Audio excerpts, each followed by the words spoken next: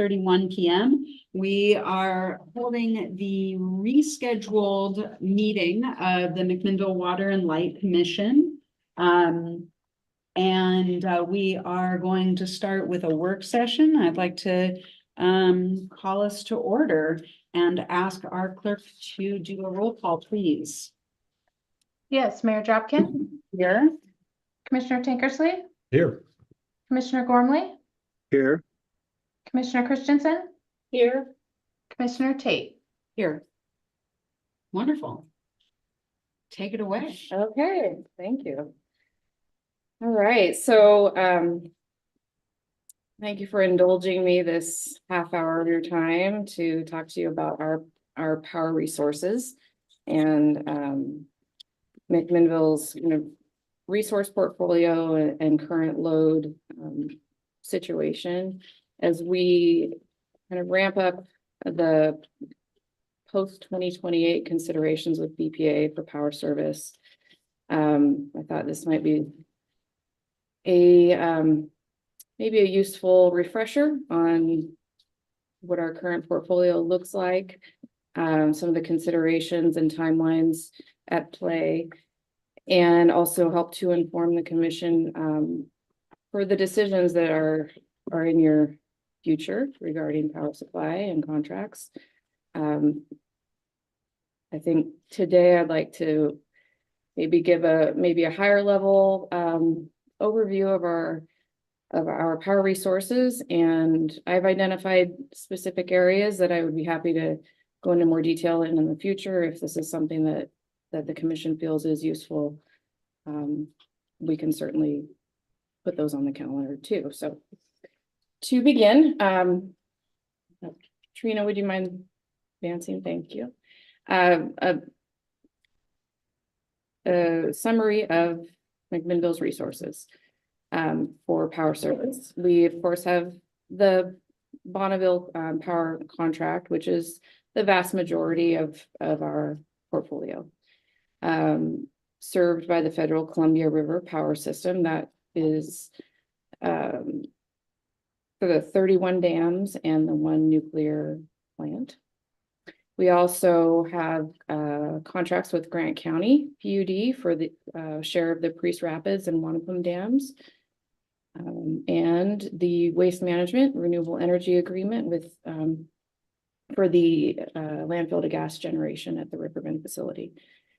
And of course, energy efficiency is always a consideration, and that's something we strive to achieve every year, spending the BPA energy efficiency allocation, and that is always our lowest cost resource.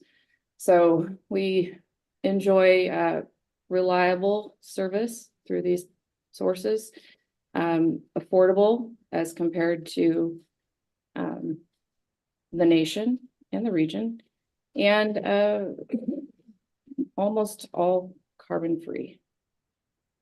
Next slide, please. So a little more about Bonneville, the Bonneville contracts. We have power contract and a transmission contract. Excuse me, real quick question. On the part that's not carbon free, is that the Riverbend gas or is that No. BPA's gas plants? That's a share of the BPA portfolio that is comprised of market purchases or unspecified purchases that we can't necessarily identify. Could be carbon free, but BPA can't stand behind that small percentage of their portfolio. So BPA's resource mix, great segue, Tom, thank you, consists of 85% hydro. Those are the 31 dams, the 11% nuclear, that's the Columbia Generating Station. So there's your 96% carbon free. And then the 4% of other. McMinnville will receive about 713,000 megawatt hours of tier 1 priced power for fiscal year 2024. That's about 97% of our McMinnville's power supply. We purchase a load following product from BPA, meaning that they meet our hourly energy and capacity needs, which is critical when we are serving the steel mill because of the way they ramp their load up and down. And we do receive renewable energy certificates from BPA's Tier 1 system power. So that is a little bit of wind resource that BPA has, and then any incremental efficiency improvements to the hydro system. So those RECs usually amount to about 15,000 to 16,000 RECs per year that we bank in our Regis account. And that power contract expires in 2028. BPA also provides McMinnville all of our transmission needs. We're a network transmission customer of BPA, and that agreement expires in 2031. BPA provides transmission for the region. They're the balancing authority, and they have about 75% of the transmission in the Northwest region. Next slide, please. So a little more about the FCRPS. That is a collaboration among BPA, who is the power marketer for the dams and the nuclear generation, the Army Corps of Engineers, and the Bureau of Reclamation, who own and operate the dams. So there's 31 federally owned dams on the Columbia and its tributaries installed to generate power, protect fish and wildlife, for flood control, irrigation, navigation, and cultural resources, and then our nuclear plant, CGS.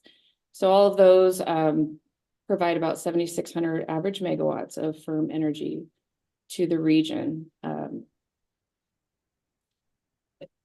And to give a little context of that amount of power, recently, last weekend, the region transmission grid peaked during the storm at nearly, I think it was around 11,000 average megawatts. So that provides a large chunk of that energy for the region. And capacity and flexibility, carbon-free resource, low cost. Some constraints of the system are, well, fresh on our minds is regulatory constraints, litigation regarding fish and wildlife, and other interests. There's supply constraints and operational limitations on the dams. So it's a balance of all those things. Next slide. There's a little visual, and I think I covered most of that, but that more yellow color demonstrates the basin, and then the lighter pink, lighter color, whatever that is BPA's balancing authority area. Transmission lines are shown there in the gold color, and then all the dams are illustrated.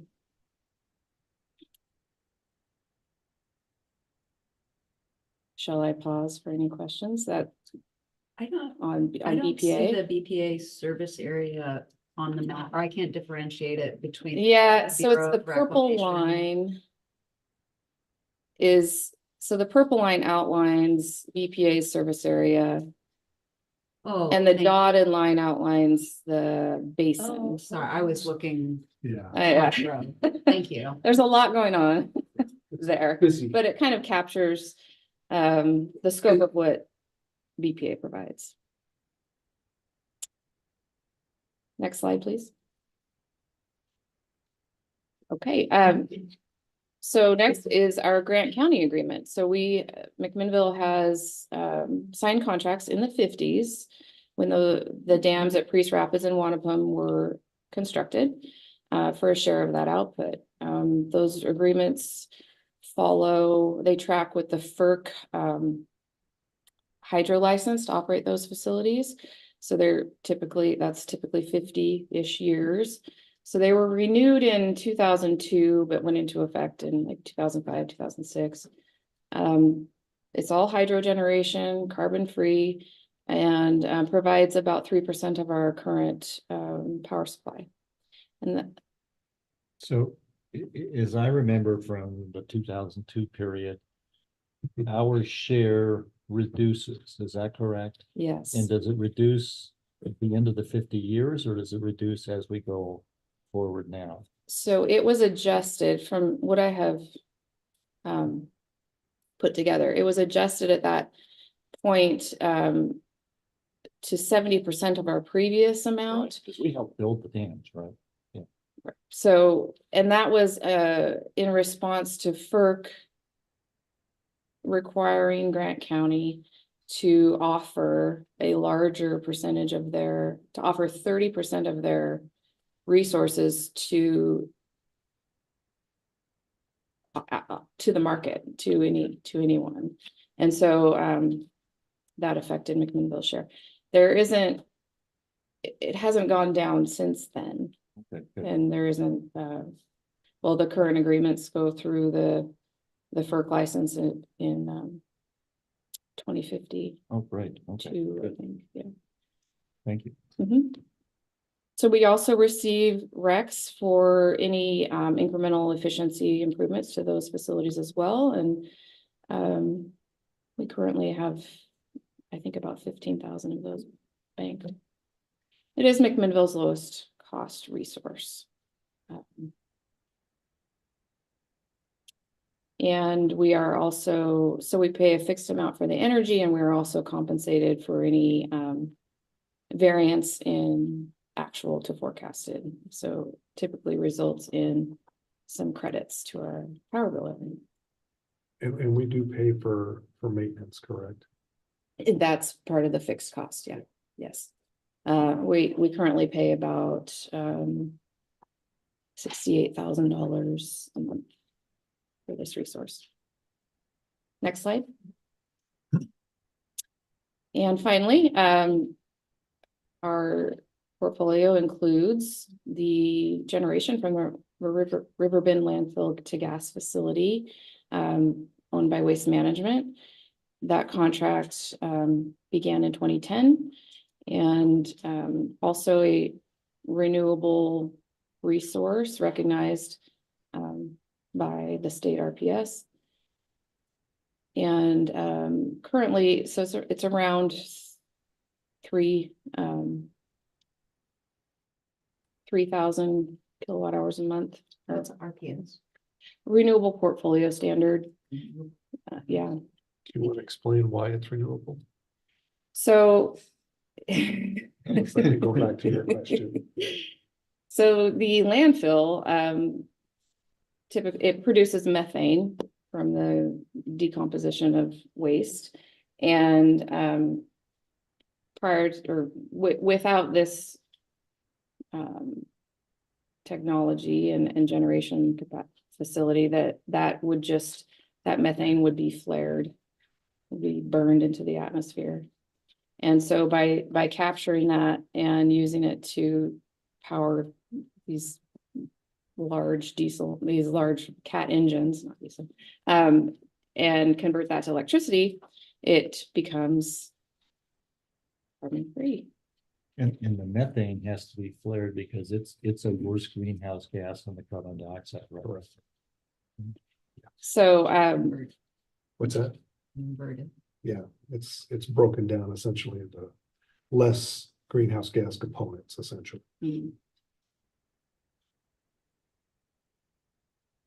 Yeah, it's pretty interesting. So that that provides McMinnville with renewable energy certificates as well that can be used toward our renewable portfolio standard compliance obligation in 2025, which is 10% of our portfolio being renewable. Do you want to And explain why the hydro is not renewable?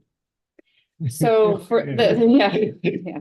So the state, when Oregon developed its renewable portfolio standard, it identified resources that are considered renewable as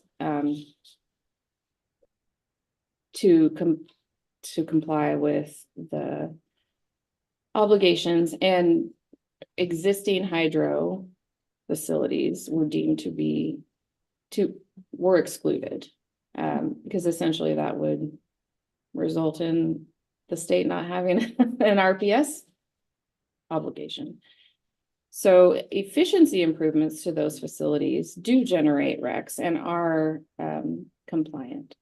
So when improvements are made to the dams and the generation facilities, any incremental efficiency they achieve, any kilowatt hour, that does convert to RECs. And that's what you saw with the Grant County resources and BPA's resources, is those incremental efficiency improvements.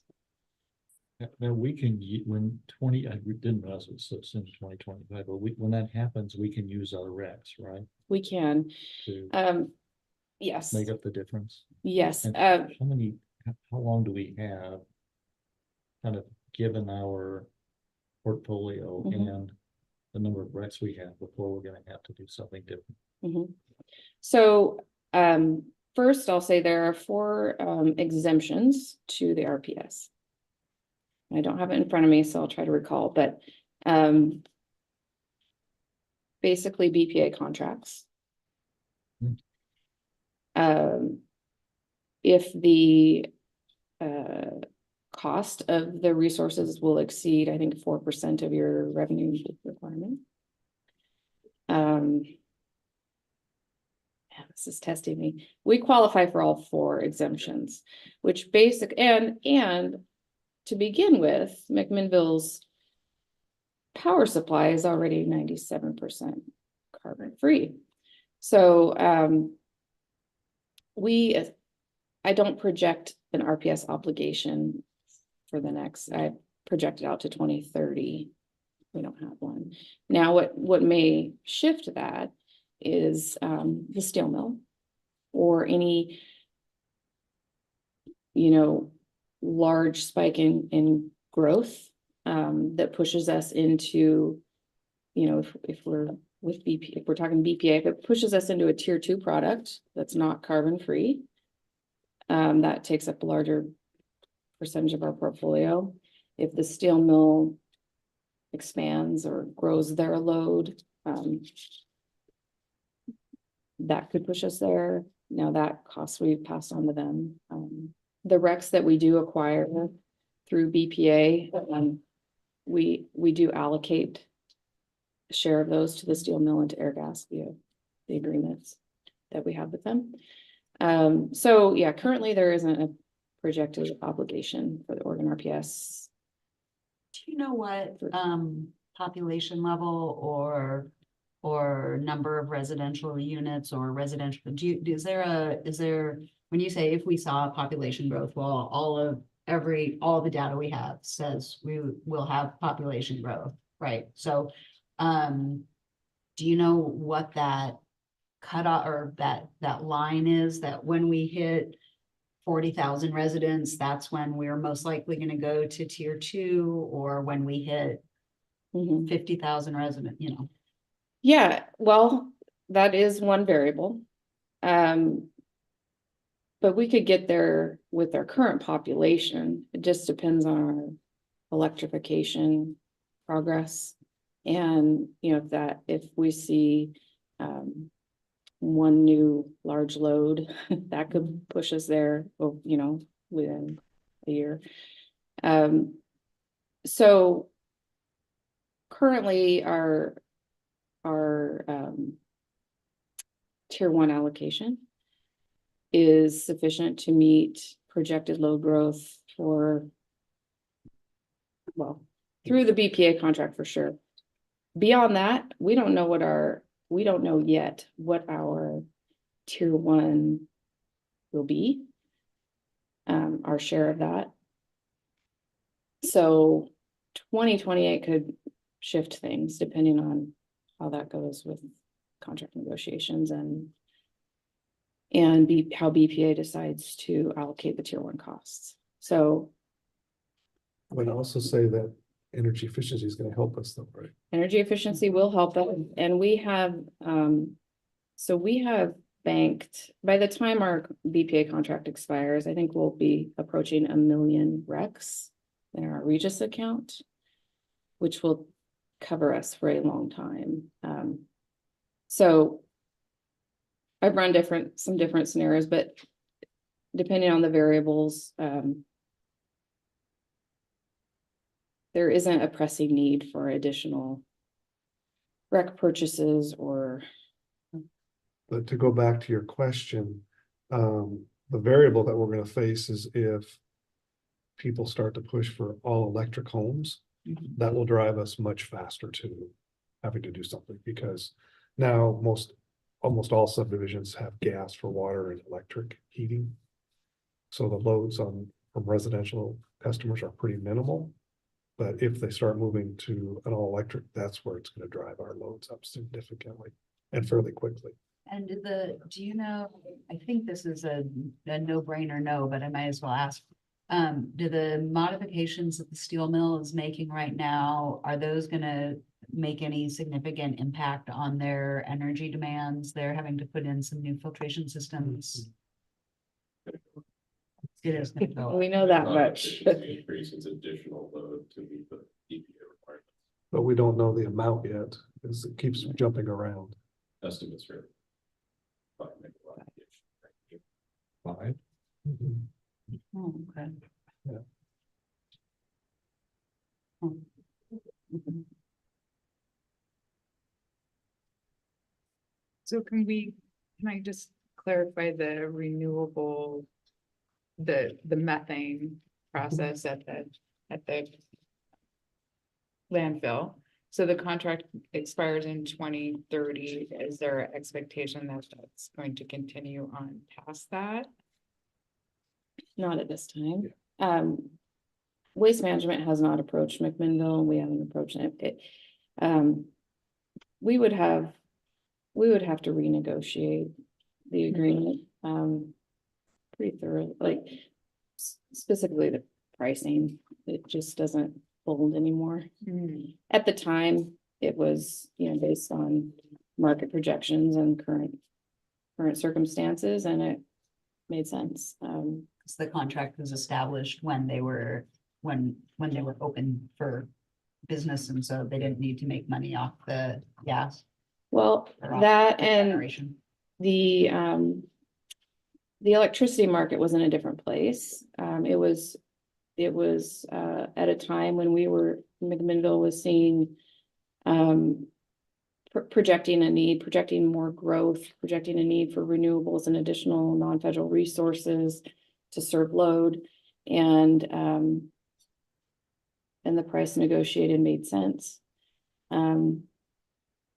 Circumstances have changed since then, and unforeseen things. The market, the energy market, kind of Right around that time, Maybe. the economy tanked, and so we lost, So the price is too high. it is too high. yes, we lost significant load from the steel mill. And if they aren't continuing to actively use the landfill, does methane still continue to produce for a long period of time with what's there, or does it get depleted? Yeah. Don't understand that. So that gas production is declining now. We're seeing it. We've seen that in the last few years, and it will continue to do so. With no additional fuel, it's eventually going to expire. What Waste Management does with it between the end of our contract and the end of that supply, that's unknown at this point, but But they need to do something with it, otherwise it's detrimental to the Right. Yeah. I mean, atmosphere, right? I would envision if they come to us, we're not gonna, we're gonna be looking for a different price, significantly less. Mhm. And they And- might be able to sell to PGE. Yeah, they can wheel across us to PG, which is fine. Mm. And so if you're interested, I don't know has everyone actually been out to the landfill? I know some probably have, but. So if you're interested, let us know and we can set up a tour with Curtis. So Yeah, it's pretty it's interesting. pretty, Big engines. Cat 3516, so they're a 16-cylinder engine. And they are 800, the generators are 800 kW each, and there's 6 of them. pretty cool. Yeah, and it's very noisy in there, very noisy. How's it smell? Doesn't smell. It's just the noise is. Yeah, if it smells. Smell it over Yeah. the landfill. Yeah. So if RPS and what that looks like, if that's of interest, that's certainly an area where we can dig into more detail and I can provide some data to kind of share where we're going, what we're seeing for the future. That's definitely an area I can add to the list. Next slide, Trina, please. Okay, so you have all seen our budget and know that power supply is a large portion of it. This fiscal year is approximately 68% of our electric division's operating costs. So that's for power and transmission. The main components of our power costs are, with BPA anyway, are energy, demand, load shaping, which captures the difference between a forecasted load and actual load. So that could be a positive or negative adjustment to our bill every month. And resource support services, which are a suite of services that BPA provides to support the Riverbend resource to make it a flat block of energy into the grid. And so for planning purposes and reliability. So we pay for that service from BPA to shape that resource. And then transmission, which is about $4 million a year. Next slide. Our load, total retail load last fiscal year was 737,000 megawatt hours. Winter peak of 168 megawatts. For reference, the peak so far in this month with the storms, 165. So that peak happened last December. We had a couple really cold days. And our summer peak, 155 megawatts. That happened just in August when we had a 107-degree day. We've seen over the last several years that typically and historically we've been a winter peaking utility, meaning that's when we see our largest demand for heating load. The last several years, we're seeing with more and more cooling load in the summers that our summer peaks are inching upward. So that's to be expected with the addition of more heat pumps and cooling load in the residential sector. We have approximately 17,000 distribution meters, about half of our load. All load forecasts project low to moderate load growth about 0.5% a year. And then our energy efficiency program saves us about 3,000 megawatt hours a year. We have 2 industrial customers, Cascade Steel, about 45% of McMinnville's load, and Air Liquide, 5% of our load, and they are served via contracts. Next slide. So I mentioned this a little bit, but our load forecast is revised every year for a 10-year period. I'm sorry, just to back up really quick. So the incorporation of the additional 5 megawatts from the new stacks at radio, is it changed to radio Yes, recycling? Radius. Oh, radius. Mhm. Radius Yeah, recycling. yes. So will that increase that 45% to about what percent? Or in other words, is more than 50, now more than 50% is going to, of our need is for 2 customers, and do we know what that percentage difference will be? I could calculate it. I don't have it off the top of my head, but yeah, now that will be, so any costs associated with that additional load will be passed through to Cascade Steel. But it'll still affect our tier 1, tier 2 rates. Not for our distribution customers. So if it pushes McMinnville into a tier 2 product at a higher rate, Mhm. that cost will be passed to the mill directly. So residential and commercial customers won't be impacted by that load growth, Right, thank you. or their rates won't be impacted by that. So, few factors that are considered when performing a load forecast. Weather, can be a big driver in kind of the loads we see, and so forecasts are normalized for weather. Energy efficiency projections, any consideration for distributed energy resources like solar generation, things like that. And then future electrification of the grid with EVs and charging and homes and buildings going all electric. And then for our industrial customers, it's more economic drivers are the larger consideration, especially for the mill, and regulatory concerns factor in. So for those customers, they're not so affected by weather and things like that. So maybe before you leave this slide, the other thing under electrification that's going to impact us is transmission. Because the BPA has really done, has underinvested in transmission in this area. And so that will be a problem. What do you mean? Think about the transmission lines that come from essentially to us Mhm. from BPA.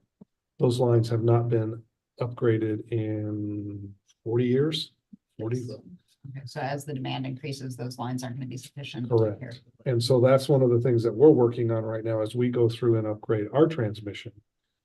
We're increasing our wire capacity internally within our system. But BPA is going to need to do the same thing at some point. And they'll charge us. Oh, yeah. Mhm. It'll be in our transmission rates. Okay, next slide. I'm gonna wrap up here.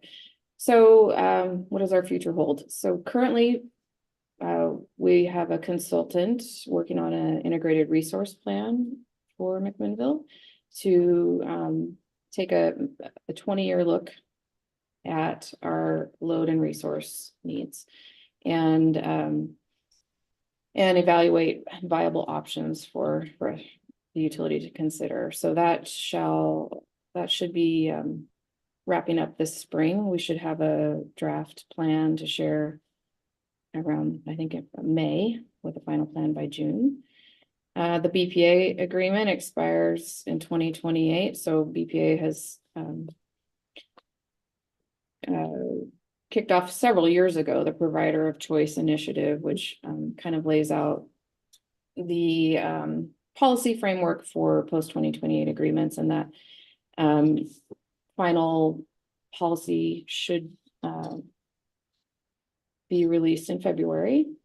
And part of that, yes. So the draft policy was released last July, and final expected in February. And then just last week, BPA kicked off their rate design kind of process for the next contract. So it would be equivalent to like what the tiered rate methodology is for this agreement. So it's called the public rate design methodology. So that will consist of about a dozen workshops between now and July to develop the rate design for the next contracts. And then that will be included in the rate case process next year. And with our non-federal resources, our Grant County agreements expire in 2052, concurrent with the FERC license for those facilities, and our waste management agreement expires in 2030. So those are other dates on the horizon to consider, waste management being the more closer. But I don't think I'll be here in 2052. We can still talk about it. Good job. Thanks. Well, So, that's what I have for you today, and I think, going forward, if you find this helpful, I'd be happy to dive into some of these contracts specifically. We can talk about renewable, portfolio standard, transmission. There's a whole host of things we could talk about, so. well, thank you. Thank you. I'm happy we're having our first work session. Commissioner Gormley. Thank you, Madam Mayor. Jamie, are there any restrictions in our agreement with Bonneville that would keep us from doing anything with low head or high head hydro at the watershed? No, Okay. Thank you. and that is something that, our consultant is evaluating in our integrated resource plan, that potential. Okay, good. Is that related to the in-pipe power generation? More, a pumped hydro option, but, an inline micro hydro could be another scenario. Wonderful. Unless there are any other questions, we'll close the work session. Oh, Chair. Thank you, Jamie. Mhm. I don't think we want to do it tonight, but could you talk to us sometime soon about how we're doing, whether we got the YCAP discussions back on, at least on the table, to sort of better coordinate our low income program with theirs? Mhm. Thank you. Maybe a conservation focused discussion, or Yeah, that just would be that great. specific question. I'd like to know about that specific question, but also conservation would be great too. Sure. Can we get a copy of your slides? Sure, yes. Thank you. Thank you so much. All right. That's very helpful. Thank you, Jamie, very much. And we will close the work session. And just take 1 second and then we'll open the regular meeting. You Thank get a- you. Yeah, thank you. That's good. So if you're interested, Yeah. we can, it's pretty interesting. Yeah, no, I'd be really interested, especially if it's a short term. So are you, if the price were something, is it worth It's the continuing right to price, do? yeah. And so if you don't hear from them at some point, I mean, it's not till 2030, will you guys make an initiative to reach out then? Probably will, Yeah. but, I think I'm trying to remember, I think it's. Jamie, hey Jamie. Piece. 'cause- River I'm Bend, what are we good. paying for River You Bend can now? have them all. Is it about 70? You want all in, right? Yeah, I think it's about 70, isn't it? It's that Oh, excuse me, Minus remarketing, so it's about 60, it's 80, but you're subtracting off this, right? 60, so it's 20, but we don't take it away. Right. It's a loss. It's a loss, it's a $20 regular loss right now. Mm. Wow, yeah, Yeah. that needs to change, huh? Yeah, exactly. And is there no, the contract, there's no opening the discussion It was a now 20-year contract, so, and no ability to and it had, I think it was a 2% per year escalator, Mm. the contract every year until the end of the contract, so. Hmm. And part of the problem is the, what you call the resource support services. Mhm. Those are what BPA, we pay those, and so that's because the resource isn't firm. Sure, It's like, sure. it's better than wind or solar, wind and solar are variable, so the reason you want to marry wind and solar with hydro is because you can back the hydro off when you have the wind Mhm. or the solar, and then you can ramp it up when it don't have it, so it kind of gives you that flexibility. And that's what they call the capacity, a portion of that. Mhm. Energy portion is just the megawatts going through the. All right. Well, are we ready to start the regular meeting? Yes. Yes, wonderful. Thank you. I apologize, starting a little late this evening. But we will now call to order the January 22nd, 2024 meeting of the McMinnville Water and Light Commission. You want to do a roll call again, or will the one suffice? Okay, Excellent. We'll start with our consent agenda. Does any commissioner wish to pull any item off of the consent agenda? Not seeing any, I would, I had one question on the second set of minutes. okay, let's pull the minutes. Or do you just want to ask the question and then we'll keep the consent agenda intact? There was the contract on the last page and for the fence. And the question was, did that include no protest being filed and notice being sent? Chad's nodding his head yes. Okay, so Should we amend the minutes to make that change? I think I'd like to, but maybe I don't, it should, the mayor can tell me whether we need to have it. I mean, we could require a motion to amend the minutes. Okay, So what we can do here is we're gonna go ahead and we're gonna separate the consent agenda into two individual items. We'll start with the minutes of the December 5th, 2023 meeting, and I would entertain a motion with an amendment. If somebody would like to make that, and perhaps you can say the specific amendment. So my understanding is it is the December 19th minutes. December 19th, I'm sorry. okay, December you. 19th, and we're talking about it was moved to by Commissioner Gormley. Tankersley. This is our okay. Well, maybe get to the right minute, right? It's the very Last paragraph of Yeah. the, Moved by starts Commissioner at, Gormley, seconded by Commissioner Tate. 8:35 PM. To approve resolution number 2023-27. Is that what we're talking about? Second. Oh, I'm sorry. Yes, that's Oh, correct. Sorry, I gave you the wrong one. Okay, I'm gonna look back and see if I don't have that. Sam, you don't mind? Do you have a copy of the resolution? The resolution. No, I don't have the resolution. while you look for that, why don't we consider the annual review of identity theft prevention program report. I would like to accept this report and I would entertain a motion to do so. So moved. Second. I have a motion from Commissioner Tate, a second from Chair Tankersley. All those in favor, please signify by saying aye. Aye. Aye. Thank you. And those opposed say nay. And that is unanimously accepted. And then if you'd like a little bit more time, we can move forward and still come back to those minutes.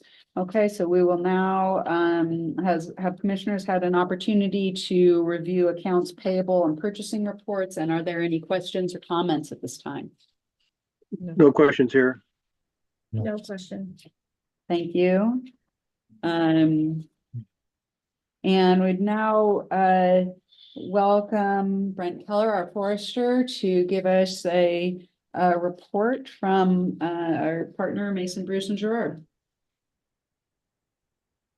Thank you, Mayor. Happy New Year. 2023 stumpage sales are complete.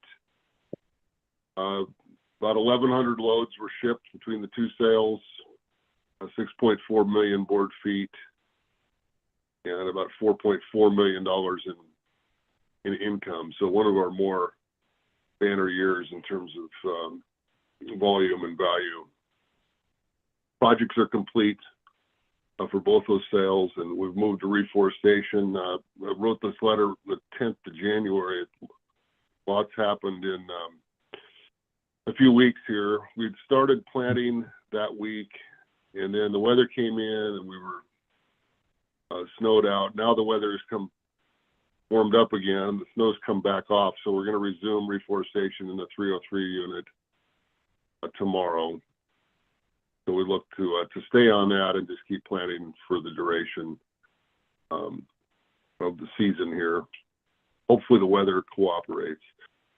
2024 stumpage sales are just about ready to go out. We had a little delay with the weather last week and laying those out and cruising them, but we finished that up at the end of last week and compiled stuff over the weekend. So that's in good shape, and I'm just doing a final review on those right now, and those will go out right after this meeting.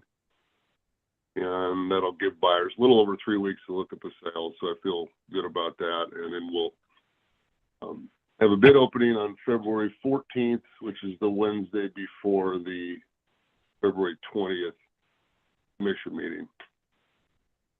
Any questions? None here. Chair Tinker. Yes, this is a question for both Brent and Sam. Is mailing those prospectuses enough, or do we need to publish the notice of the sale too? Oh, we will publish notices. Okay, As soon great. as I get the advertisements from Brent, it will we'll publish both in the News Register in the Daily Journal. Commerce. Okay, thank you. Thank you. Yep, you'll see those in your email by tomorrow morning, Sam. Thank you. Thank you. Yep. Any additional questions or comments? No? All right. Thank you very much, Mr. Keller. Thank you. You ready? Yes, I'm ready. Thank you, Madam Mayor. So what I was chasing was when I saw in the minutes that this relates to resolution number 2023-27, I want to go back and read the resolution. So the resolution it awards subject to no protest being received. So that's good. So maybe we don't need to change. I just saw that in the minutes and was Right. concerned. So Yeah. if it refers to the resolution and you think we're covered, then I think we're good. All right, hearing so, I would entertain a motion to approve the minutes of the previous meetings dated December 5th and December 19th, 2023. I'll move. I have a motion from Second. Commissioner Christensen, and second from Commissioner Tate. All those in favor, please signify by saying aye. Aye. And those opposed say nay. And the minutes have been accepted into the record. Thank you very much. And we now welcome Marcy Humley, our Human Resource Manager, to join us and give a staff report. Oh, good evening. Good evening. Happy New Year. Tonight for my staff report, what I wanted to do was I wanted to provide some information on recruitment over the past year and then highlight a few projects that we're going to be working on in 24. So if you remember back to the prior years, to 2022, that was a big major year for us in recruitment. So we did a lot of hiring. We had 2 managers who left, and we did a reorganization of 2 different departments. So we did a reorganization of the line department and of the engineering department, and for a total of 22 posted jobs, and then some other positions that shifted a little bit. So this year was different than that. So this year we had some of our lowest levels of hiring, 6 positions.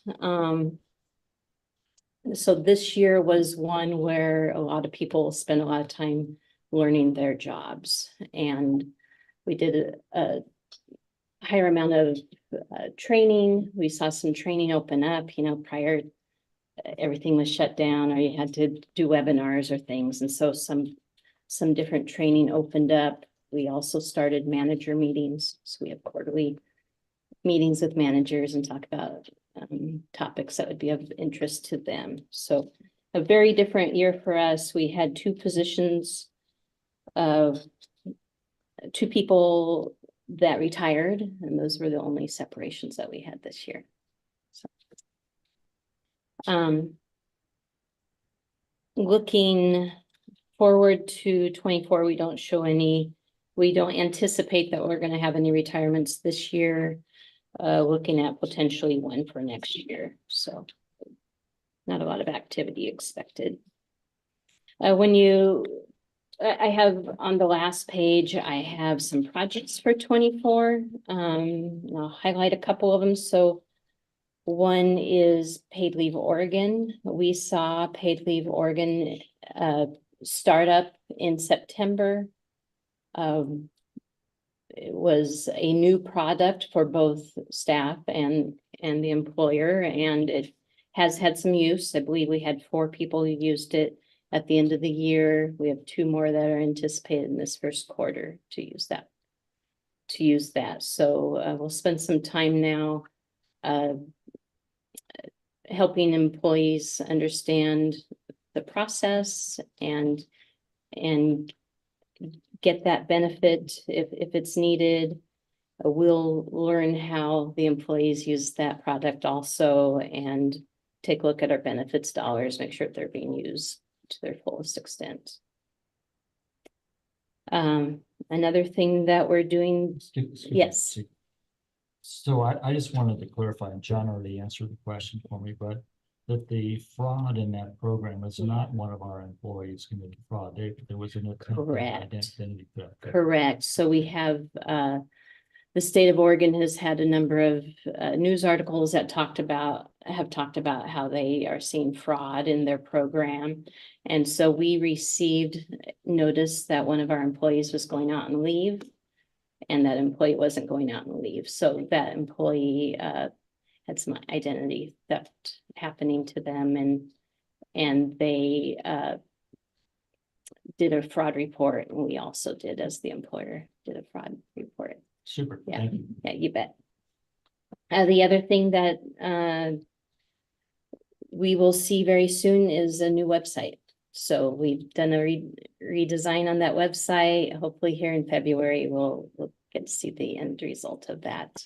And is part of that an internal website for the employees as well? No, So I it's wish. just the external It's the external. customer facing website. Is Yeah. there plans to do some work on the, I haven't seen it. Oh, I'm not suggesting yeah. it needs work. I Yeah. just figured if there was a refresh going on, especially with the strategic plan that just got Mhm. done, like maybe there's some update that's gonna happen internally as well. Yeah, I haven't heard us discuss the intranet. It is meeting our needs. We are able to use it, and it doesn't seem to have any deficiencies. But yeah, so all of our focus has been on that external site. Okay. Yeah. And will part of that be also moving us over to .gov email addresses for this organization? Is that being discussed? We haven't discussed that. Okay, I think it needs to be discussed. I have a contact for us at the Department of Homeland Security, but there is, so this is our regional rep from Department of Homeland Security. But as we spend a lot of time here being very concerned about cyber Mhm. weaknesses, not having .gov email addresses is a large weakness for us. I love that, but go for it. Thank you. Yeah. Any other questions? Thank you. I did just want to ask, and this is not, I noticed, I mean, as part of your report, you talked about the barriers project and how that is part of what's tied into the strategic plan, but I just thought I might reflect on a bigger conversation just for a moment, because I thought, Remy, at one point, there was a conversation about things that were done at the city that specifically referenced the strategic plan when certain projects were being worked on. Am I remembering? Are you something talking that about they- on our website? Or- No, I'm just talking about in your work in general with the city council. Like, I thought that there was an effort to like tie projects back to planning that had been done and. Well, we a reference opened to up that. our new community engagement platform, which is called iHeartMac.org, which I hope you all have your iHeartMac.org accounts. And that does this, this may be what you're talking about. That does any project we're doing, say the navigation center for instance, which Commissioner Christensen is the project manager for. Essentially all of the history of that project, all the financing on that project, status updates, you can go to that project on iHeartMac.org and you can do a deep dive into the individual projects. So there's a lot of transparency in terms of being able to see not only what we're working on, but how we're working on it and the finances related. Is that what you meant? Or were you extracting something else? What she's getting at. I think I was going somewhere else, Right, but they- I they- appreciate that. Documented the strategic plan and projects that are a result of that. it would be great if we could document those projects. Bring it to the commission. So I think it's more related to like the goal setting for city Oh. council. So you have an initiative and then it's tied And to a maybe that's project. what I was thinking. I just thought that you. So, yeah, so one change we did make is, so every time a staff report Mhm. comes forward, Mhm. that the very top of that staff report now, the work in itself, it identifies the goal that's what I- and, yeah, sorry. No, Thank you no, for I the didn't- I opportunity to didn't plug I Heart Math. No, I'm but, glad you um, did, and I didn't explain myself well, but I did notice that you were referencing the strategic plan here. It just made me think about the fact how helpful it would be for me as part of the commission to closely connect work that's doing with all of the work that you already did with the strategic plan and make sure that, you know, we're tying those together in our Yeah. minds, right, that we're doing. I know, So, I think I understand. what Yeah. you did. I also think it allows us to see where we might need to direct more attention if something's not able to be. You know, if you needed something as a result of this barrier study, it would be great to say, because of the strategic plan, you did this study, as a result, we've determined these actions. And so you kind of create another strategic plan Right. to help you Right. achieve those Yeah. goals. Yeah. Yeah, so. I know we're meeting regularly now on the strategic plan, the next steps, and so we can talk about that in there and get great. that organized. Well, congratulations on what a fantastic year stopping wise, Yeah, right? yeah, it's a Yeah, good you year. guys are doing well. Yeah. It's great. Very good. Thank you much. Thank you. Thank you very much. We'll now go into new business. We'll start with the election of chair and clerk of the commission. So I'm gonna start with the election of chair. The Water and Light Commission, at its first meeting in January each year shall elect from among the 4 appointed members a chairperson. And any commissioner can elect any other commissioner. Any commissioner can decline the nomination. Once somebody is nominated, we will take a vote on that, and if there is not consensus, we'll continue until there is consensus. And I would now entertain nominations. Chair Tankersley. Yes, thank you. I would nominate Commissioner Tate to be our next chair. I have enjoyed being chair for a long time, but it's time to move on and have somebody else take over the position. And I know Kathy has spent a fair amount of time studying things, getting more involved. And so I think I would feel very good if we voted for Kathy as chair. Thank you. I'd love to second that. And I'll Wonderful. third that. Okay. We're not gonna nullify the vote yet. Chance to decline. Too late, your time has passed. So I have a nomination for chair. I have a motion from Chair Tankersley and a second from Commissioner Gormley. All those in favor, please signify by saying aye. Aye. And the vote is unanimous. Congratulations. Thank you. And thank you very much for your service. And thank you very much for your service, Chair Tankersley. Yeah. I would just say that this is a great opportunity for me to do something when I still have access to so much history and so much knowledge here on the commission. And I'm going to be leaning very heavily on their support. So I appreciate that. Excellent. Wonderful. Mayor Drapkin, is it okay if I reflect in the minutes, Chair Tankersley's 33 years of service as Oh the my chair of goodness. this commission? Absolutely. Thank you. Please do. Would you like to go on? I don't want That to was say the anymore. intro. That's enough. Okay. Thank you very much for your 33 years as chair. of the That's commission, amazing. sir. We'll now move into the election of the clerk of the commission.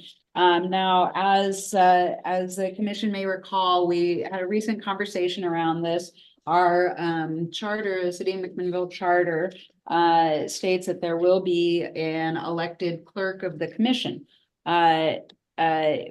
then that clerk is supposed to perform certain very specific functions for the commission. And as time has gone on, some of those responsibilities have in fact been split into multiple positions. And so our legal counsel has reviewed the charter and brought forth a recommendation that we elect 2 clerks. We've discussed this as a commission.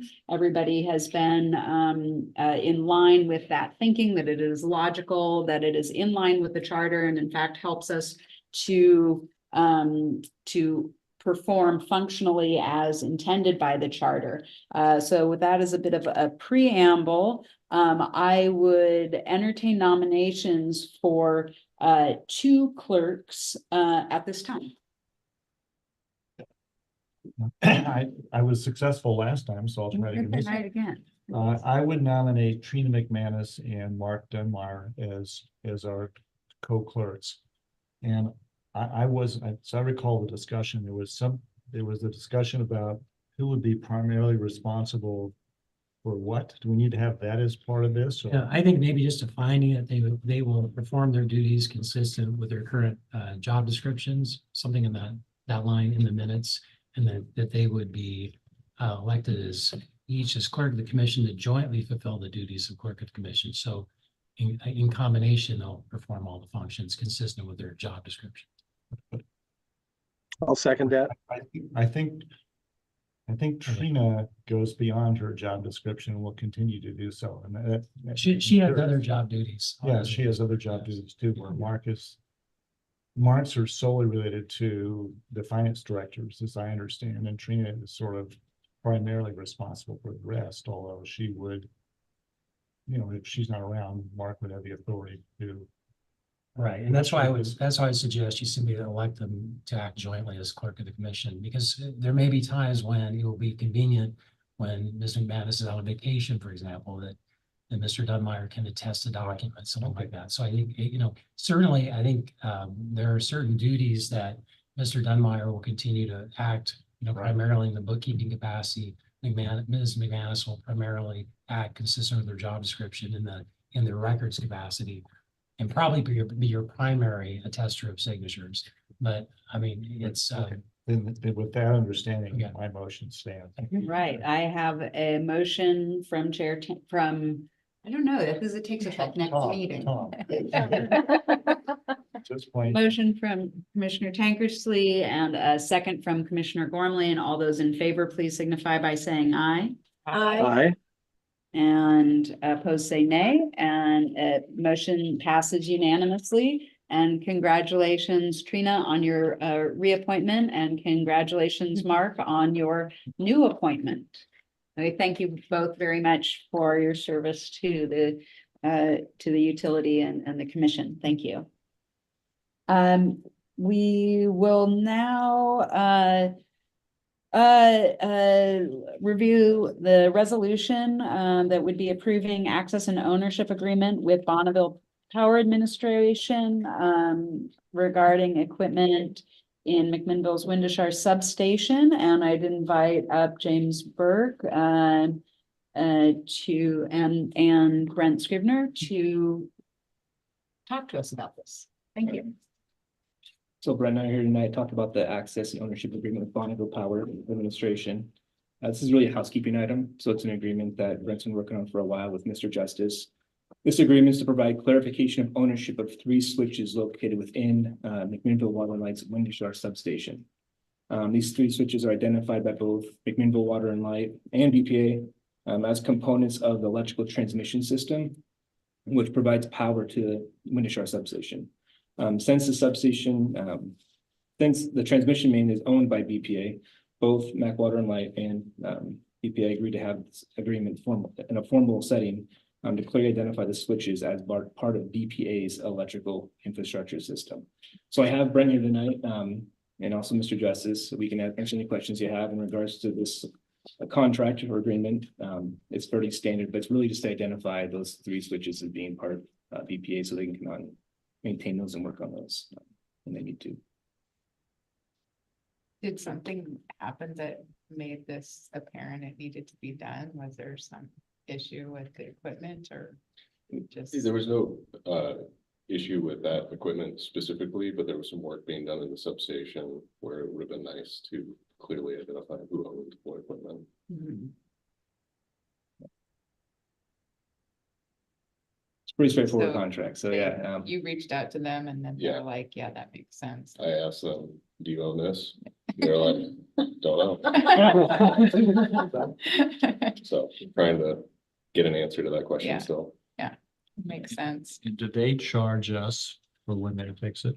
No, Oh, so this, so if they own it, they fix it. Perfect. Okay. Technically, they do. It's in our transmission rates. We just don't. Okay. Very not small. itemized. It's not, yeah, it's very tiny in there. Yes. This makes things clear for us both, so it's a good agreement. Any questions from the commission? No question.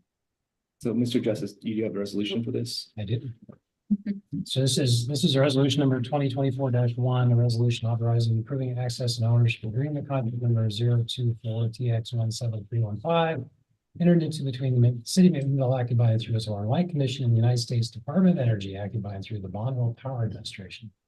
Thank you. And Mr. Dunbar, will you please poll the commission? I'm joking. Mr. Manis, will you please poll the commission? Do we have a motion and a second? Oh, I'll second. thank you. We have, yes, we have a motion from Commissioner Gormley and a second from Commissioner Christensen. Thank you. Mayor Dropkin, Aye. Commissioner Tankersley, Aye. Commissioner Gormley, Aye. Commissioner Christensen, Aye. Commissioner Tate. Aye. And the resolution passes unanimously. Thank you so much. And now we will welcome John Spence, a customer service manager, to talk to us about our Customers Helping Customers program. Yes, thank you. Good evening. Thank you. Good evening. Okay, so in your packet, you'll find memo on the Customers Helping Customers program. Writing it to do an annual update as we typically do this time of year. Also seeking commission approval to maintain our current match of $2.50 from electric and 50 cents from the water fund to in our matching. So the Customers Helping Customers program is doing really well, helping customers. The last 2-3 years, we've seen an increase in cases, a little bit more in funds.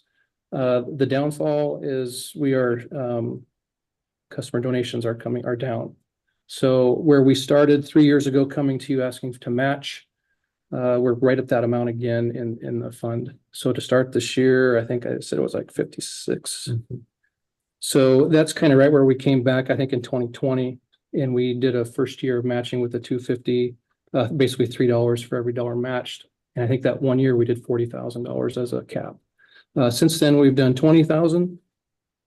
Staff would recommend this year upping that to another 10,000 to a $30,000. In the last few years, we've reached our match by June or July. The first year that we did this, we got a late start and we still hit our match well before the end of the calendar year. So the Customers Helping Customers program is through the calendar year, not through the fiscal year. So for the matching. So I would open up for any questions from folks. Thank you. Any questions of the commission? I just wondered why why do you think customer participation? We've has kind of seen it lagged? decline in the last few years. I think there's a few things. One, we saw a short decline. There was a tax law that made it a little harder to itemize deductions. I think there was, I can't remember what it's called, is where you basically lump all your deductions and you choose a standard Yeah. deduction and you can't itemize. I think we saw a little hit there. I think we've also seen a slight decline in the economy. With the economy, there's not many folks that want to donate as much. I think I mentioned in here that we do have a social media campaign to hopefully increase that. Got messages on the bills. And unfortunately, I think probably the last thing is kind of the situation we've got out on our main street out here. I think a lot of folks see that. And I don't know if they tie it to us, but they just kind of see, they're not sure maybe where that money's going. Do you pull data as kind of an extension of Commissioner Tate's question? Do you pull data in terms of do you know the total number of people that were donating? And has the total number of people that were donating, or is the amount per donation reduced? So I can get that. I don't have those numbers now, but I know once we hit kind of out of the COVID area and we had that first year, a lot of people were jumping on board because we really advertised that we were matching $3 for every dollar donated. And I think the city was kicking in and still is kicking in $1 as well through the sewer fund. Really hit a lot of folks. That was our prior strongest year, and we matched up to 40 on that one. The next year, we kind of came out of that unfortunately depressing time that we were all kind of locked up, and a lot of customers were needing the help, and we had a really strong surge of donations that time as well. Where the customers that are getting the help, the numbers aren't increasing a ton, but I mean, we're seeing a small decline and the funds are increasing as well. As far as the donations, I think it's the number. We used to get a few at the end of the year that wanted to help make tax donations, large amounts, not seeing that quite as much, if at all. So I use Smart Hub, Okay. the app. Is there a way that you would ping customers on the opportunity to donate? So there is an alert that we threw up there that can call the office. Our new website will actually be much smoother at doing that. Okay. Something actually through Smart Hub that you can actually sign up for it. It would be something that we would add for you. So I love the app. And I just checked, I don't see a place for me to, it tells me the amount and how much I'm, reducing my usage. But so I would have to go on, as a customer, I'd have to go onto the website and sign up for that. And then it would be part of my Smart Hub process. It would somehow connect those two. It would basically be a charge we'd put on your bill every Okay. month, Oh, okay. and you would see it on your bill. Okay, perfect. Thank you. Yeah. Additional questions?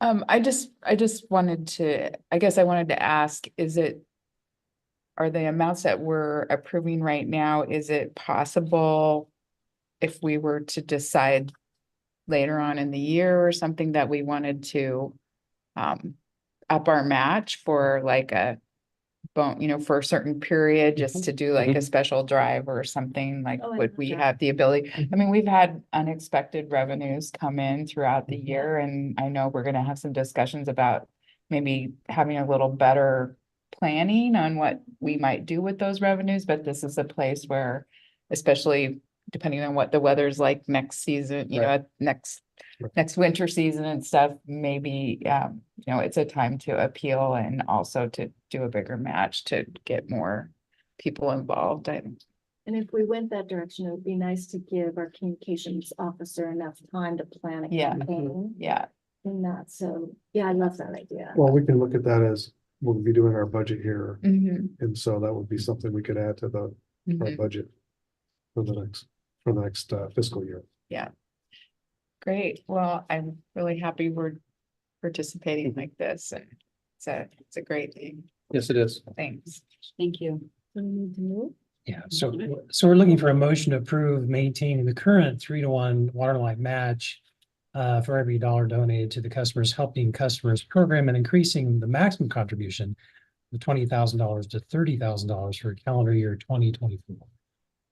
I have a motion from Commissioner Tankersley Second. and a second from Chair Tate. All those in favor, please signify by saying aye, Aye. and opposed say nay. And the motion passes unanimously. Thank you very much. Thank you. Thank you. We'll now welcome back James Burke. Excuse me, to discuss the Walker Creek permit for water storage and time extensions. And I'll General Counsel. Yeah, thank you. I told Mr. Berg I'd speak to this initially. We also have Adam Sussman from GSI Water Solutions on the TV with us tonight. As you may recall, this relates to a permit that was applied for back in the early 60s for water storage on Walker Creek. Walker Creek, you may know, is a creek that flows to the upper Nestucca below the McGuire Dam. And it's part of the McMinnville watershed, also takes up some BLM property.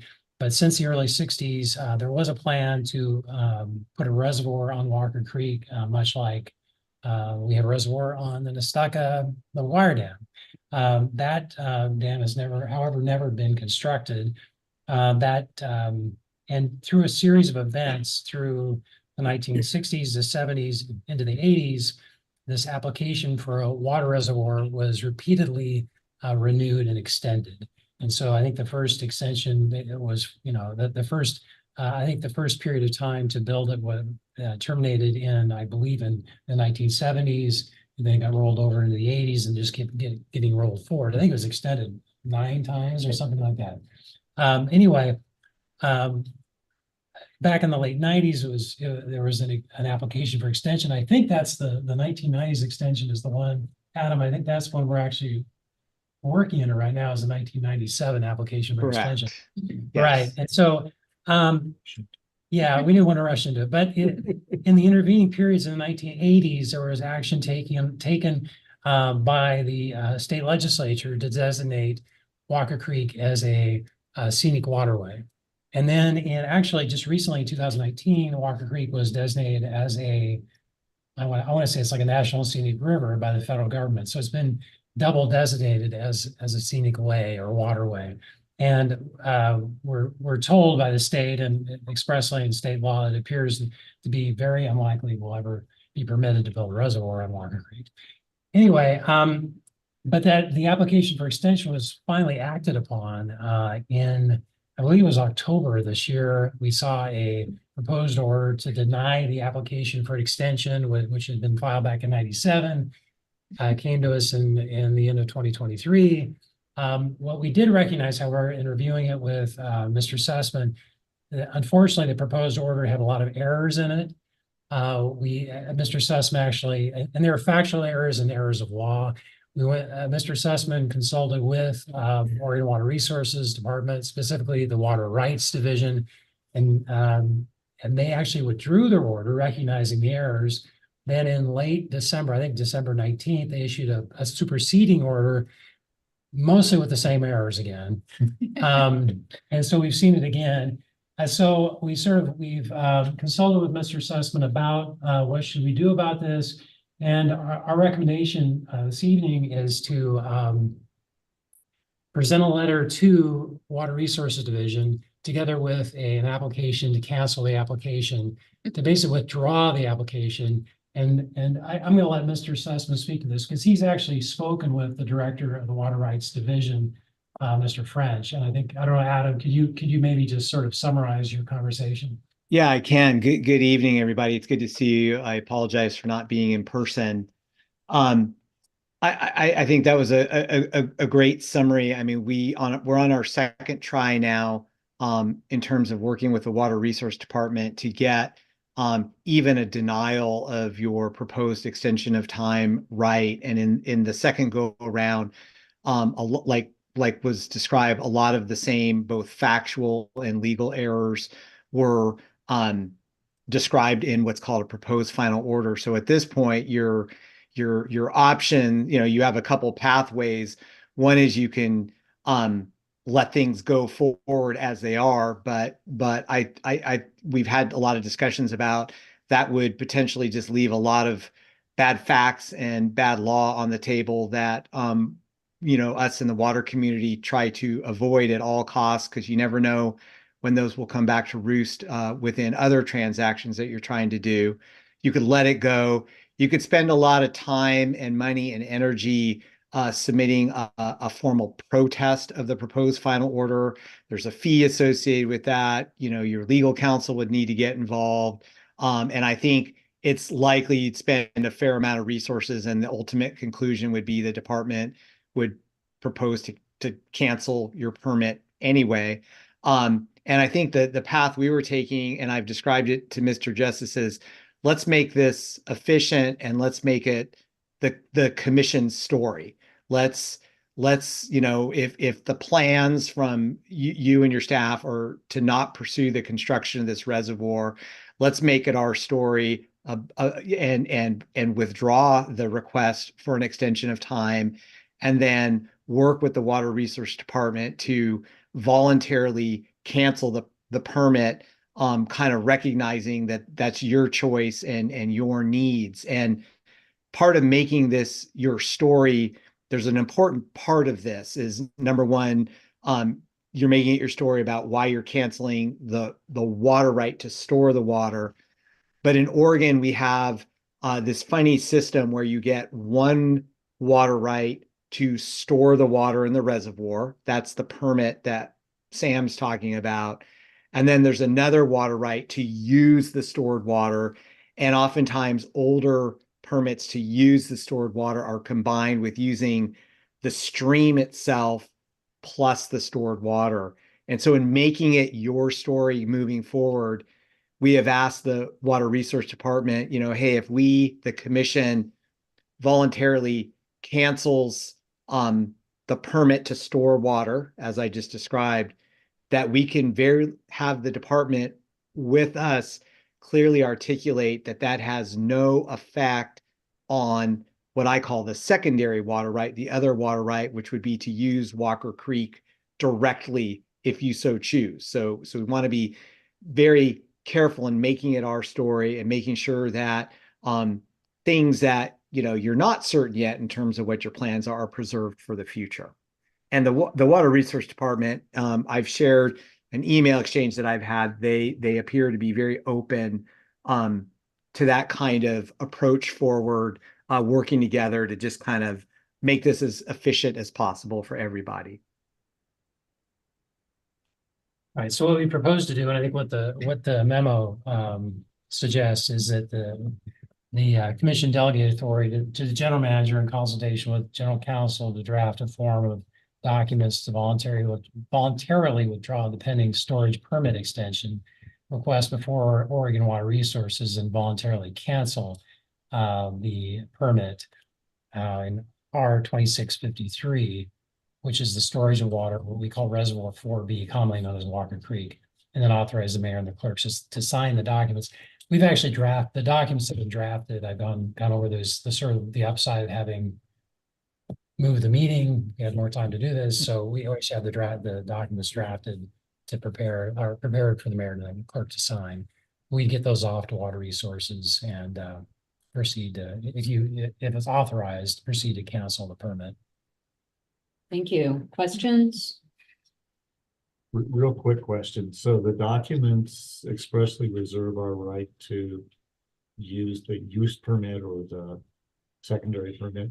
I think our expectation, we have not yet seen the actual final order, but the conversations that Adam has had with the department head, Mr. French, he's told them that if they get a cancellation from MW&L, they'll have no reason to make findings and make the errors of the legal errors, and has also indicated that they would confirm. And we've actually seen I've seen the email back from Mr. French saying that they would confirm the underlying water right, the secondary right.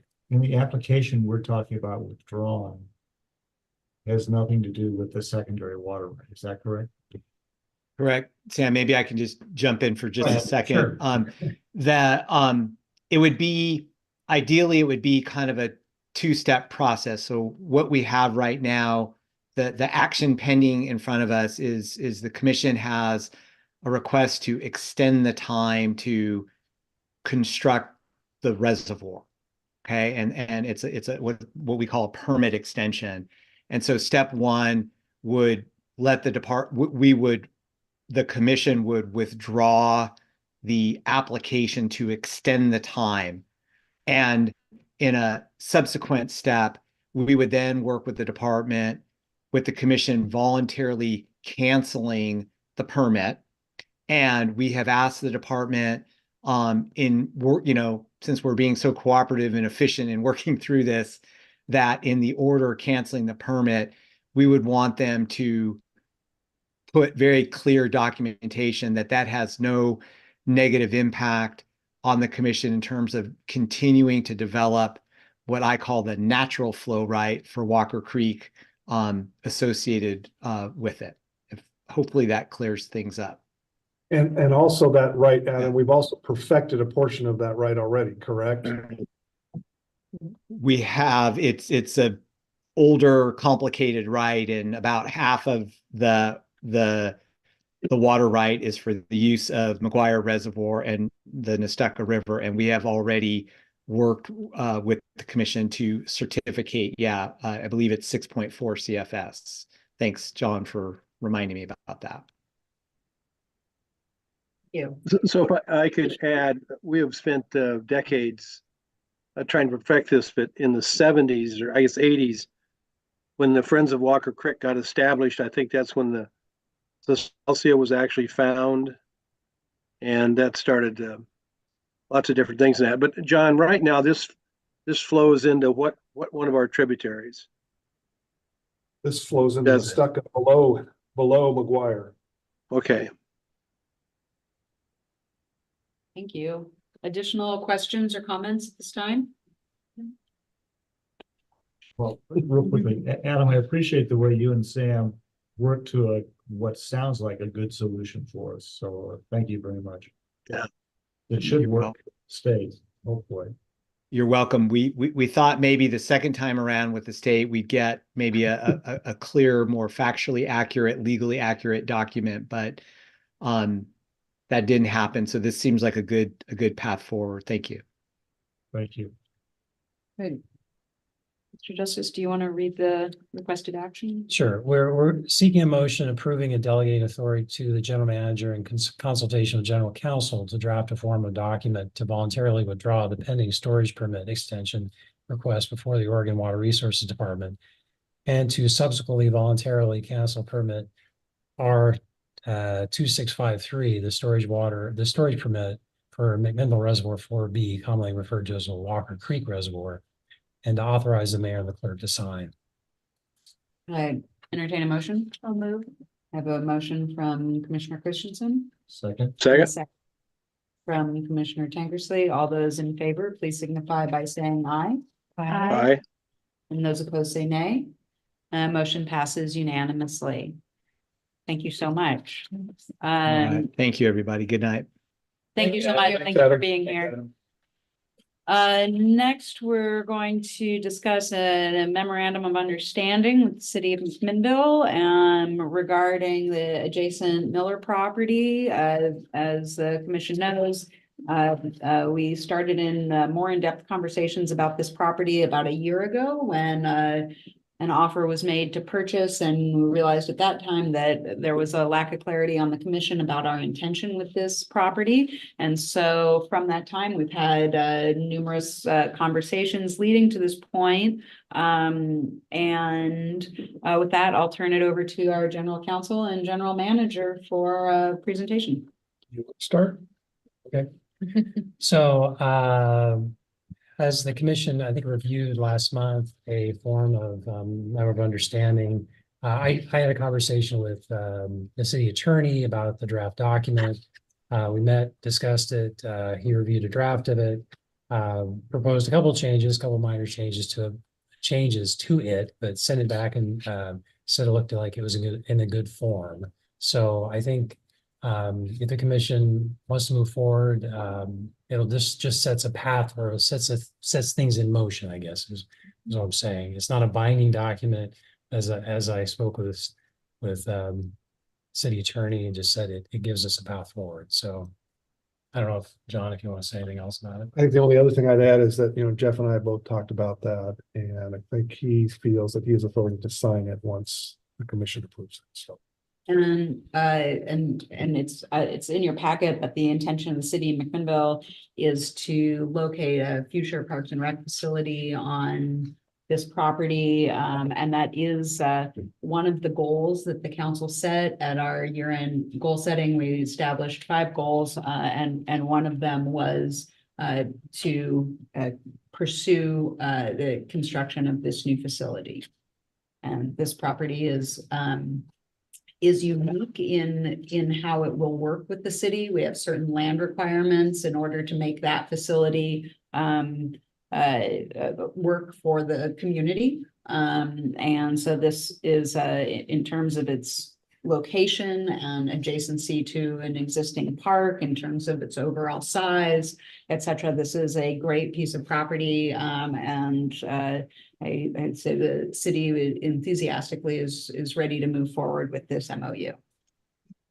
Okay, Right. any additional comments or questions? Nope. So I guess we're looking for a motion to approve the memorandum of understanding between the McMinnville Water and Light Commission and the city of McMinnville regarding the transfer of Miller property to the city for use as a recreation center, and authorize the mayor and clerk to sign. Also, I'd so move. we've got duly moved. I've got Add to it. I've got a motion from Commissioner Gormley and a second from Commissioner Christensen. All those in favor, please signify by saying aye. Aye. Aye. And those opposed say nay. And the motion passes unanimously.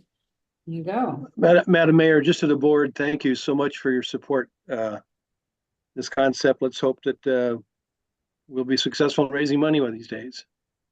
Excellent. And I know Councilor Geary is here joining us tonight, and that this is a project that he's been working on and works closely with Parks and Recreation Department, and is near and dear to his heart, not only as a counselor, but also a regular pool user. Wonderful. Great. Thank you very much. Next on your next agenda item is a letter of support for Housing Oregon's workforce. I'll tell you the bill number in one second. A brief background on this. So Commissioner Christensen, myself, along with the city's community development director, Heather Richards, have been working closely this year with Representative Elmer's office, and supporting her work in one of the two bills that she's bringing forward to the legislature this year for the short session. Just today, this bill got a number. It's House Bill 4134. And the framework of the representative's bill is essentially, this is an infrastructure bill that spits out housing. And so the requirements in order to be included in the bill are that you have to have a population under 50,000. You have to have a project that's inside the UGB. You have to have a project that is through the planning process to some degree.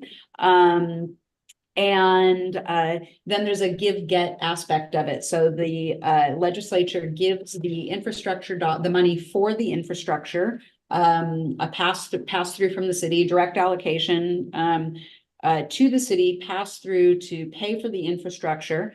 And then in return, that housing has to, the infrastructure has to be built within 2 years. The housing has to be built within 5 years, and 30% of the housing is dedicated, is deed restricted for those earning 130% of area median family income. So for us in McMinnville, that's our firefighters, teachers, probably a number of employees here, and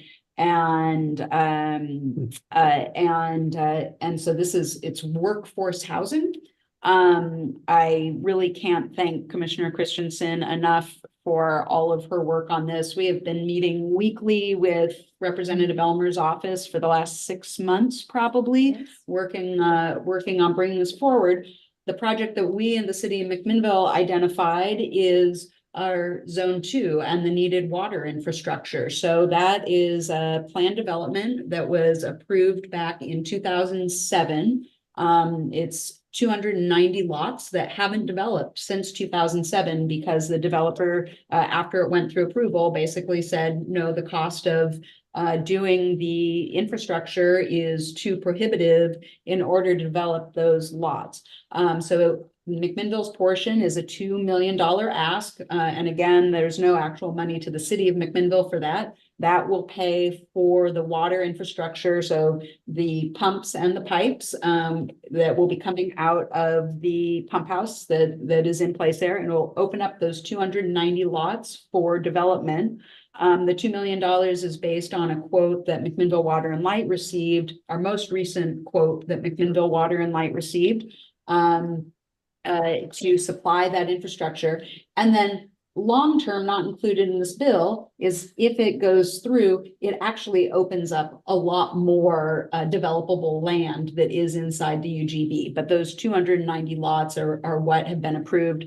We have been working closely with the developer, so the developer is very well aware. They have no problem with any part of this bill. We also met early with Home Builders Association, Property Owners Association. Everybody is signed off on the bill. We so far have broad bipartisan support from both the House and the Senate with many, many co-sponsors. We might be up to 15. We're close to 15. We're close to 15 co-sponsors at this point. And enthusiastically so. People think it's a very smart bill and also will prove kind of proof of concept, hopefully, moving forward if the legislature is interested in doing something like this. The immediate effect, of course, for McMinnville are those lots. I say lots and not units because there's been changes at the state legislature since that time. So there's 290 lots approved, but since the missing middle housing bill has gone through, they could produce more than just 290 units there. But this bill will produce over a minimum of over 1,100 units throughout the state in about 10 different communities collectively. And they're all infrastructure projects, roads, many of them are water, things of that nature. Do you have anything? I have nothing further to add. Okay. And so as one of the bodies that initially approved that plan development and the going forward, and given that it is the water infrastructure that we are asking the state to fund, Representative Elmer's office has asked the Water and Light Commission to provide a letter of support for the bill. And I've spoken with the general manager who says, if we in here say yes to do that, then staff can draft that letter and get it ready. And it won't come back before us. The draft letter won't come back before us. The session does open on February 5th, my dad's birthday. And it is short session. So it's only a 35-day session. So we would want to get it there as quickly as possible. And right now, I think the bill's moving forward independently. Yes. Which is great. It's independent. So when the time comes, we would be, if this is approved, we'd be reaching out to you to tell you what committee it's in and what the process is to provide what they call testimony, which would be this letter of support would then become part of the formal record. Okay. So it'd be part of the written record. Yes. Okay. Yes. I'd move to write the letter of support, please. Thank you. I have a motion from Commissioner Gormley and a second from Chair. Yes. Excuse me for interrupting, but I think I need to abstain because because of a former longtime client relationship back when I was a lawyer, I have a connection with, I believe there's still property owners, I'm not sure up there. And so I need to abstain. Okay. And maybe I could add, so you're gonna want staff to write a letter and form of letter and who, I'm assuming we'll talk with Remy or Jody on that form of that letter. Yeah, so I can provide the form Okay. letter and who the committee is and the chairs of Yeah, the 'cause committee. We'd want that in the letter as well. So we'll provide that. But if you could draft The body. the body of it, then we'll provide the Okay. bill number. and And all. are there certain things that you would want to see in the body of that letter, you know, the cost, what it's for, those types of I things? think affirming that part of it would be important. Okay, so And the number of lots that Right. that would also be that's very important, I think, to get into the legislative record. So and I can work with Jody on that to Yep. kind of come up with Happy to those do that. items. Okay. So the authorization will be delegated to the general manager to write the letter. Right. And Send that on, send will that to. Madam Mayor sign the letter or will the general manager? I would have it come from the general manager. I think so as well. They know they got my support. It's another name to add. to the Yeah. list. Okay. I think that- And perhaps on behalf, and perhaps all of the commissioners, but I On think we behalf of the could do a commission. letter on behalf of the commission. Yeah. That's what I was- I'm providing this letter of support. Yeah, I think that would be appropriate. Okay. I just want to make sure. Very thought- exciting. very exciting. Very Okay. exciting. So I have a motion and a second. All those who, one abstention, all those in favor signify by saying aye. Aye. Aye. And those opposed say nay. And so it passes unanimously with one abstention. Thank you very much. And we'll now go to general manager comments. I think probably a couple things. Hopefully the new website, we're looking for early February for going live, so that'll be good. Budget, we're gonna break the budget up a little differently this year, so we're gonna start with the capital budget. And so our timeline's pretty tight. I know Commissioner Chair Tate will not be at the February meeting, but that was the meeting we're gonna start at because we're gonna break it into 3 specific parts. So we'll be doing that February, March, April with draft May, approval for the commission in June. And then the other thing I would add is a storm last week. As obviously everyone saw here, no one was without lights here. That was not the case around the region. We have 2 crews working now at Springfield Utility Board. They have been there since last week. We had a crew at Portland General Electric on Saturday and Sunday, and had them pull them back Monday because we were expecting the storm. So we want to have all our crews here and available. Tuesday, when the storm did not materialize, we sent a 2-man crew and a 4-man crew to Springfield.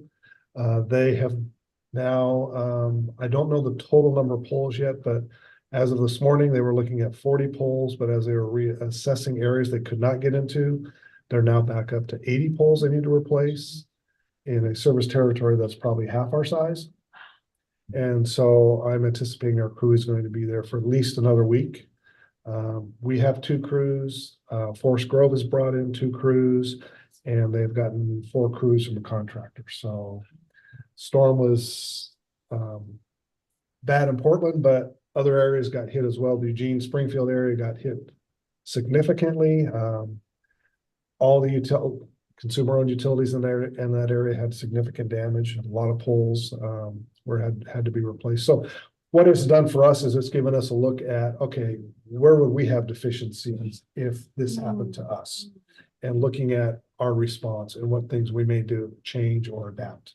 Communications was one item, and the other item was making sure we have enough poles in stock and available. That was one of the things that happened with Springfield. They asked for 60 poles from other utilities, and I suspect they're going to need more. And did we supply any poles? We did not supply poles. We supplied some wire and some other miscellaneous hardware, but no poles, because I held those back because I think we're kind of right at a bare minimum right now. We do have an order in for, I think we're expecting 100 poles, 80. We have a couple orders, but the problem is supply chain, and those things keep getting delayed. So as an extension of that, a while ago, we talked about starting to grow our own poles. we have talked about that. The problem that we've actually, I think, was it you that talked to Stella Jones? Is it's not the poles getting from the field, it's getting them through the plant. That's the problem. And so one of the things I talked about today is maybe actually making a different connection with Stella Jones so that we actually have a priority in those, in getting poles from them, because the problem is there are fewer and fewer manufacturers. So where we were, 5 manufacturers, maybe 7, 8 years ago, 10 years ago, now there's 2. And the second one's quite a ways away, isn't it? Yeah, that's Bell Pole, and I can't remember. Do you remember where they're located? They're in Washington, and I think at like Springfield, Virginia. Yeah. So it's kind of like we're trying to look at doing the same thing we've done with transformers, where we actually have allocations out of the plant. Yeah. And so that we get consistent orders, because right now what's happening is, yeah, we have an order out, but we're not sure when it's gonna come. And we're seeing that. And there's a lot of other materials that are becoming bigger issues that are long delivery insulators. Transmission insulators are a year out.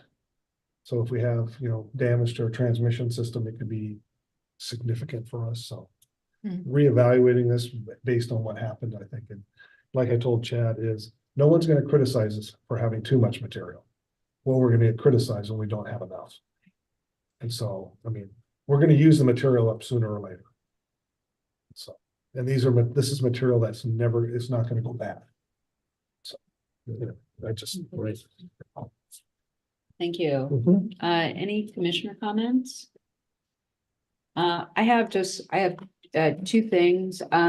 One, and I am sorry, I should have brought this up earlier when we were talking about the website, and you just brought the website up again. I am still not entirely sure that the YouTube broadcast meets our criteria for public attendance in these meetings. And that you have to send out, if you want to join on Zoom, you have to be given a Zoom link, but you're not able to be in the meeting. And so I just would like to raise that again to kind of to look at, because it is something that they're talking about a lot at the state, is making sure that public bodies are creating adequate public access to public meetings. And and we can look at it again. I remember the public meeting, the right is to observe and to be here. Unless it's a public hearing, there isn't necessarily a right to interact. I absolutely understand that. Okay. Yeah. And we Okay. don't have public comment on our agenda. And we do not have public comment on our agenda. That is accurate. Why don't we have public comment? I don't know the answer to. Why don't we? Historically, Jody, I think we haven't needed it other than if people have appearance requests, and when staff has been real good. We're not like the city council where people want to talk to us a lot, frankly. I think, my experience with when people do reach out and say they want to come and speak to the commission, we generally ask them to put themselves on the agenda and come sort of in an orderly way, and not just show up at meetings. But that's just my observation. I think that would be a barrier for someone who wanted to learn about the commission, come and participate, but not have an agenda item. So to me, an opportunity for public comment is that place where someone says, I do have a question, but it doesn't rise to an agenda item. Something to consider. I do think access is always something that we should be thinking about, particularly as we think about this board, this body, and its ability to open up new opportunities for future commissioners, that we need to be thinking about how people can engage with this commission. It's a complicated conversation. We've used a lot of acronyms.